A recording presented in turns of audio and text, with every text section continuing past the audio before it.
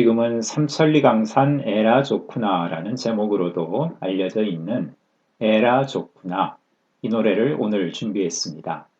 1932년 여름에 이에리수 선생의 노래로 발표가 됐고요. 이에리수 선생의 대표작이라 할 수 있는 황성예터, 황성의 적을 작곡한 전수린 선생이 직접 가사까지 썼습니다. 굉장히 유명한 노래임에도 불구하고 원곡으로 듣기가 참 쉽지 않은 노래였는데 오늘 1932년 그 녹음으로 준비를 했습니다. 이에리스 선생은 1920년대 말부터 30년대 초까지 배우 겸 가수로 정말 많은 활약을 한 분입니다. 인기도 대단했다고 하는데요. 지금 보시는 모습은 녹음을 하기 위해서 일본에 갔다가 아마도 여관이겠죠. 일본 숙소에서 묵을 때 찍은 사진입니다. 요즘도 일본 온천 료칸 같은 데 가면은 이렇게 유카타라는 옷을 주는데요. 이에리스 선생도 그 옷을 입고 조금 쉬면서 이 사진을 찍었던 것 같습니다. 한때 최고의 스타로 많은 히트곡을 냈던 이에리수 선생이지만은 몇 해 전 그 기사 아마 기억나는 분들 많을 겁니다. 생사 여부가 분명치 않았던 이에리수가 살아있다라는 저도 그때 그 기사를 보고 굉장히 놀랐는데요.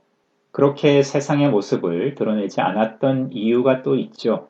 1933년 세간을 떠들썩하게 했던 정사시도 사건 때문이었습니다. 사랑하는 남자가 있었음에도 불구하고 그 남자 집안에서 연예인 며느리는 드릴 수 없다. 이렇게 강하게 나오니까 두 사람이 우리의 사랑을 이룰 길은 죽음밖에 없을 것 같다. 이렇게 해서 이에리스 선생이 애인과 함께 자살을 시도하게 되죠. 다행히 두 분 다 목숨은 건졌고 또 남자 쪽 집안에서도 아들을 잃느니 이에리스 선생을 며느리로 받아들이겠다고 해서 결혼을 하게 됐고요. 이후로 연예 활동을 완전히 중단하고 언론에도 거의 등장을 하지 않았습니다. 그러다가 수십 년 지난 뒤에 아직 생존해 있다 이런 기사가 뜨니까 당연히 많은 사람들이 놀랄 수밖에 없었죠. 이에리수 선생의 아드님을 한번 직접 만나 뵙고 이런저런 말씀을 들은 적이 있습니다. 그때 아드님도 우리 엄마가 예전에 유명한 가수 겸 배우였다는 사실을 대학 들어가서나 알게 되었다고 합니다. 그것도 직접 이에리수 선생한테 얘기를 들은 건 아니고 시누이죠. 고모한테서 그 얘기를 들었다고 합니다. 얼마나 철저히 연예계와 거리를 두려고 했는지 그 얘기만으로도 충분히 알 수가 있죠. 여하튼 이에리수 선생의 인기는 정말 대단하긴 했던 모양입니다. 지금 보시는 신문 기사는 1929년에 보도가 된 것인데요. 평양의 유명한 극장 금천대좌에서 큰 소동이 일어났던 사건을 소개하는 내용입니다. 간단하게 정리해서 말씀을 드리자면은 김소랑이 이끄는 극단이 평양에서 공연을 하게 됐는데 홍보를 하면서 막간에 이에리수의 독창이 준비되어 있다. 이렇게 얘기를 했답니다. 그런데 이제 많은 관객들은 연극도 연극이지만은 이에리수의 노래를 듣기 위해서 이 극장 금천대저를 찾았는데 그날 하필 뭐 감기라도 걸렸는지 컨디션이 좀 안 좋았던 모양이죠. 이에리수 선생의 독창 순서가 취소가 돼버렸거든요.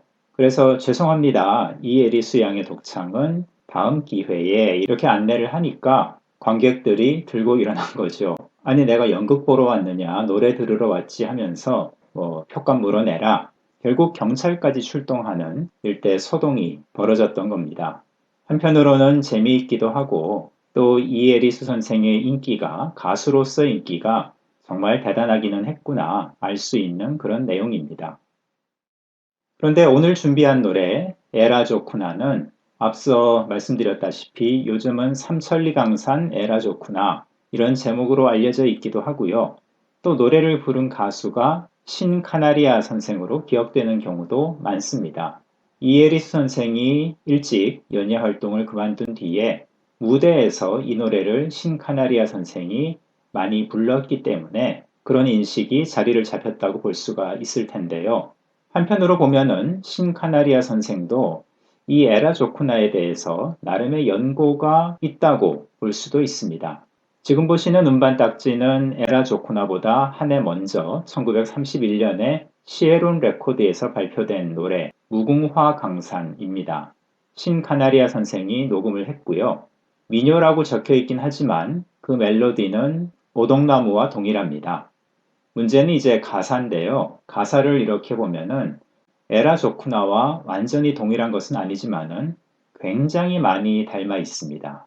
아마도 전술인 선생이 이 무궁화 강산을 먼저 발표한 뒤에 조금 아쉬움을 느껴서 다시 가사도 다듬고 멜로디도 새로 붙여서 에라 조쿠나로 발표를 한 것이 아닌가 추정이 됩니다. 신카나리아 선생은 물론 그런 상황을 다 알고 있었을 거고요. 기본적으로 다른 노래이긴 하지만 전술인 선생이 그 에라 조쿠나를 차라리 나한테 줬으면 좋았을 텐데 라는 그런 아쉬운 생각을 당연히 했을 수도 있죠. 황성예터 못지않은 이에리스 선생의 대표작 에라 좋구나 1932년 발표 당시 그 소리로 다시 한번 듣겠습니다.